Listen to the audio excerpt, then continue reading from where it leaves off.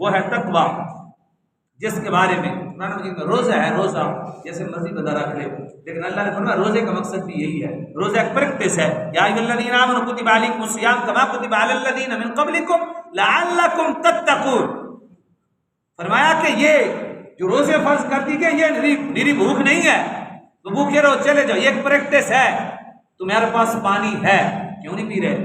کوئی نہیں دیکھ رہا، پھر کیوں نہیں پی رہے؟ پیاس لگی ہوئی ہے، پھر کیوں نہیں پی رہے؟ بھوک لگی ہے، کھانا سامنے، اکیلے کمرے میں ہو، پھر کیوں نہیں کھا رہے؟ کس نے تمہیں روکا ہوا ہے؟ کون ہے تمہارے سامنے جس سے تم ڈرے ہوئے ہو؟ تو تمہیں پریکٹس کرانے کے لیے اللہ نے ماہ رمضان عطا فرمایا تاکہ تمہیں تقوی کے لیے آیا ہے، جس کی وجہ سے تم اکیلے میں بیٹھ کے پانی نہیں پی رہے، اکیلے میں بیٹھ کے گناہ کی طرف مبتلا نہیں ہونا، جس کی وجہ سے تم اپنی بیوی کے پاس نہیں جا رہے، حق ہے، فرض ہے، حلال ہے، لیکن اس نے کہا کہ اتنے رونے کے لیے حرام ہے، تم نے نہیں جانا، روزہ تمہارا ٹوٹ جائے گا، نہیں جا رہے، جس کی وجہ سے بیوی کے پاس نہیں جا رہے، اسی کی وجہ سے گناہ گاری کی طرف بھی نہیں جانا۔ یہ ہمیں پریکٹس کرانا، اللہ نے فرمایا روزہ بھی تمہیں اس لیے دیا، پریکٹس کرو تاکہ تمہیں پتہ چلے میرا رب ہے اور میرا رب دیکھتا ہے، اور اس کی فرما برداری کرنی ہے تاکہ انسان کو فرما برداری میں ساری برکات نصیب ہو جائیں۔ اللہ اکبر۔ قرآن مجید میں اللہ رب العزت نے فرمایا وَسَارِعُوا إِلَىٰ مَغْفِرَةٍ مِّن رَبِّكُمْ، فرمایا لوگو اللہ کی مغفرت کی طرف دوڑو، اپنے رب کی مغفرت کی طرف دوڑ لگاؤ۔ تمہاری صبح و شام مسجد کی طرف بھی دوڑ ہونی چاہیے۔ وقت آ جائے اس وقت بندہ نماز کا ٹائم ہو جائے تو بندہ کہے بس بھائی دعا کریں اللہ تعالیٰ ہم سب کو یہ نعمت عطا فرمائے، بڑی عظیم نعمت ہے۔ میں نے بزرگوں کو دیکھا، کوشش بھی کرتے ہیں، بزرگوں کو دیکھا اذان کانوں میں گونجتے ہی پڑھتے پڑھاتے کھڑے ہو جاتے۔ کیا ہوا؟ بس جی اللہ کا بلاوا آ گیا ہے۔ کیوں؟ انہوں نے اس پاک رسول کا کلمہ پڑھا تھا صلی اللہ علیہ وسلم، جن کے بارے میں ہماری ماں جی سیدہ طیبہ عائشہ صدیقہ فرماتی ہیں، آپ فرماتی ہیں ایسا حال ہو جاتا حضور کا آذان کے بعد ایسے ہوتا جیسے ہمیں حضور جانتے ہی نہیں، اجنبی ہو جاتے حضور، اجنبی، ہم جانتے نہیں ہیں، بس وہ رب کے ہو جاتے۔ تو ہمیں کوشش کرنی چاہیے ہم نے جس پاک رسول کا انہیں اللہ جن پر اللہ وحی اتارے، جنہیں اللہ معبود ٹھہرائے، جنہیں خاتم النبیین کا اتنا بڑا مقام دیا جائے، جن اللہ کی مخلوق میں اتنا مقام کسی کے پاس نہیں ہے، سر سے لے کر پاؤں تک جنہیں معجزہ بنایا جائے، جس کی ہر ادا شفا ہی شفا ہو، ہدایت ہی ہدایت ہو، برکات ہی برکات ہو، رحمت ہی رحمت ہو، شفا ہی شفا ہو، اور جس کی ہر ادا صفا ہی صفا ہو، جود ہی جود ہو، اور جس کا ہر لمحہ رب کی رحمتوں کا مرکز ہو، جسے رب کہے وما ارسلناک الا رحمۃ للعالمین، جس کے بارے میں رب فرمایا ورفعنا لک ذکرک، جس کے بارے میں رب فرمایا ولسوف یؤتیک ربک فترضی، جس کے بارے میں رب فرمایا ان اللہ وملائکتہ یصلون علی النبی یا ایھا الذین آمنوا صلوا علیہ وسلموا تسلیما، وہ رسول اکرم صلی اللہ علیہ وآلہ وسلم کی ادا یہ تھی۔ ہمیں سمجھایا یہ گیا کہ جب بھی وقت نماز ہوتا تو اجنبی ہو جاتے اور فوراً اللہ کے گھر کی طرف چلے جاتے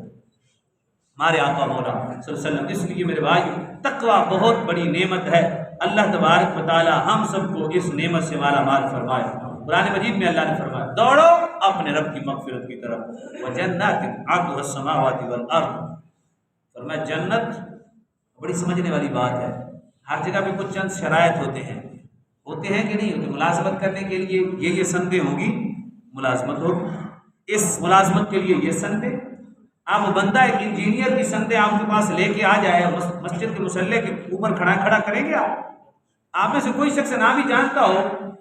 اس نے کلین شیپ کی ہو اور پھر پینٹ شرٹ پہن کے کہے جی میں امریکہ سے انجینئر ہوں بہت بڑا اور میں نے وہاں بہت بڑی پوزیشن لی ہے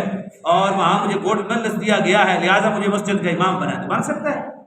نہیں بن سکتا۔ آپ کو معلوم ہے، مجھے بھی معلوم ہے کہ ہم سبزی لینے کپڑے والی دکان پہ چڑھیں گے نہیں چڑھیں گے یار، اس کو کہیں گے سبزی، ہمیں سمجھ ہے کیسا کام نہیں کرنا،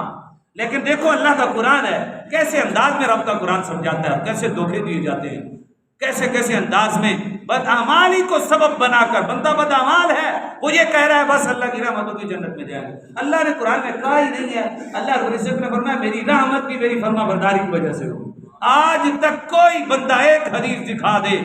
جو نماز نہ پڑھتے ہوئے رب نے اسے بخش دیا ہو، چوری کرتے ہوئے رب نے اسے بخش دیا ہو، زنا کے دوران رب نے اسے بخش دیا ہو، ظلم کے دوران رب نے اسے معاف کر دیا ہو، کسی کے اوپر جناب بہار جو ہے جبر کے توڑتے وقت اللہ نے معاف کر دیا، نہیں، اگر اس نے بخشا دیا ہے نا بہت بڑی گناہ گارہ کو، تو کتیا کو پانی پلاتے ہوئے نیکی کرتے ہوئے معاف کیا ہے، اگرچہ چھوٹی نیکی ہے، یعنی رب جب بھی معاف کرتا ہے وہ نیکی کرتے ہوئے معاف کرتا ہے، اس کا قانون ہے، اس نے قانون بنا دیا ہے، اللہ کے قانون بڑے مسلم ہیں۔ رب نے فرمایا میری مغفرت کی طرف، اپنے رب کی مغفرت کی طرف دوڑو، اور فرمایا یہ دوڑ جو ہے تمہاری ہونی چاہیے، اور جنت تیار ہے، جنت